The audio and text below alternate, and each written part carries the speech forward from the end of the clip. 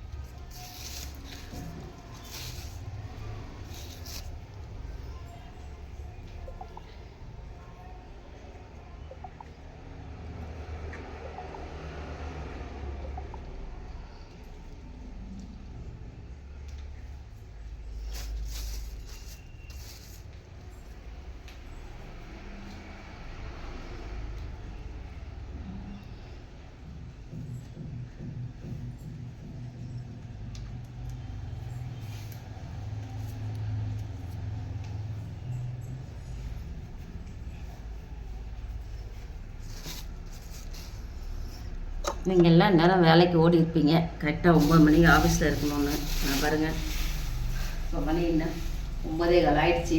பொறுமையாக பண்ணிகிட்ருக்கேன். பார்த்தீங்கன்னா கொஞ்சம் லேட்டாக போய் திட்டு வாங்கிக்கலாமே. ஏன்னா எந்திரிச்சதே லேட் ஆகிடுச்சு. இன்றைக்கி சீக்கிரமாக எந்திரிக்கணும்னு நினைப்பேன். எப்படி எதுவும் தூங்குறேன்னு எனக்கே தெரியல. தூக்கம் வந்தது. நான் 11:30 மணி வரைக்கும் தூக்கம் வரதில்லை. அதுக்கப்புறம் தூங்கி எந்திரிக்கும் போது பார்த்திங்கன்னா லேட் ஆகுது.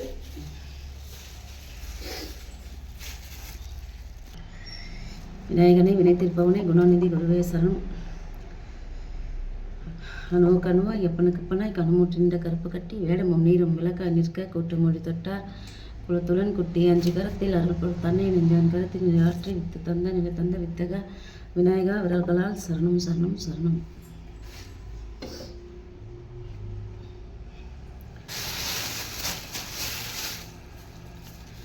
விநாயகர் கரும்பு பனே விநாயகா எல்லாரையும் காப்பாற்றுப்பா. எல்லாரும் நல்லா இருக்கணும். எல்லாரும் வேலை வெட்டின்னு போயிட்டு அலைஞ்சி கஷ்டப்பட்டு சாப்பிட்றாங்க. எல்லாரும் நீ தான் துணையாக இருந்து பார்த்துக்கணும் சாமி. உங்களுக்கு நான் ஏற்கனவே சொல்லியிருப்பேன், இந்த மறிக்குழந்து வந்து அதாவது ஏதாவது உடம்புல நமக்கு உடம்பு முடியாமல் இருக்கிறோம், ஒரு தலைவலி காய்ச்சல் எதுவுமே இல்லை வராமையே இருக்கும். அதை வந்து டெய்லி இதை இந்த அருகம்புல் வச்சு டெய்லியுமே சரி ஒரு 48 நாளைக்கு வச்சு நீங்கள் பூஜை பண்ணிங்கன்னா எந்த ஒரு தலைவலி காய்ச்சல் எதுவுமே வந்து நம்ம வராமல் இருக்கும். நிச்சயமாக என்னுடைய அனுபவத்தில் எனக்கு வராமல் இருக்கிறத வச்சு நான் சொல்லிகிட்ருக்கேன். நான் ரொம்ப நாளாக இதை பண்ணிகிட்டு இருக்கிறதுனால எனக்கு இந்த தலைவலியோ காய்ச்சலோ எதுவுமே இல்லை. ஆனால் வந்து எனக்கு எல்லாமே முடிஞ்சது.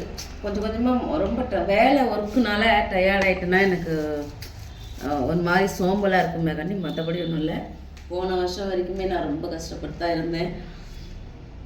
போன வருஷத்துலேருந்து வேணா இந்த வருஷம் பார்த்திங்கன்னா எனக்கு கடவுள் இந்த தலைவலி பிரச்சனை காய்ச்சல் இதெல்லாம் ஒன்றும் இல்லை. வேலை செஞ்சால் டயர்டில் இருக்கேன் நான், அவ்வளோதான் கண்டி. மற்றபடி எனக்கு எந்த பிரச்சனையும் இல்லை.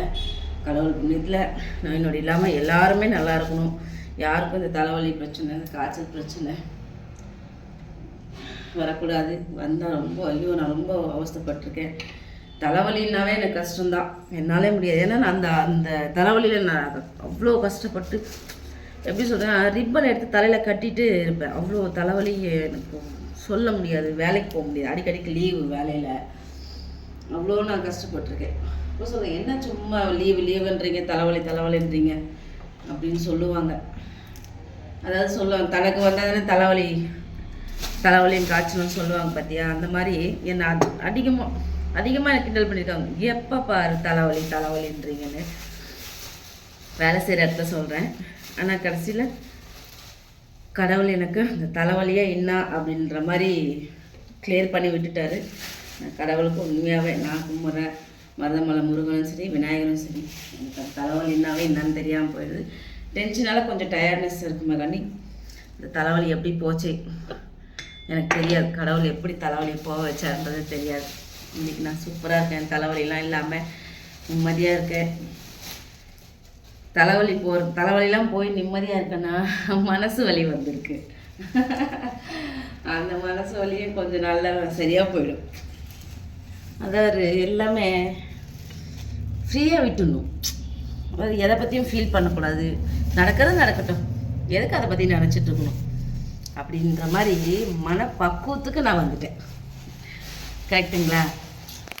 என்ன நடந்தாலும் பார்த்துக்கோமே, எதுக்கு எதை பற்றி ஃபீல் பண்ணி டென்ஷன் ஆகிட்டு அழுதுகிட்டு அப்படின்னு. இப்போ நிறையவே நான் மாற்றங்கள், என்னோடய மாற்றங்கள் நிறைய பாருங்கள்.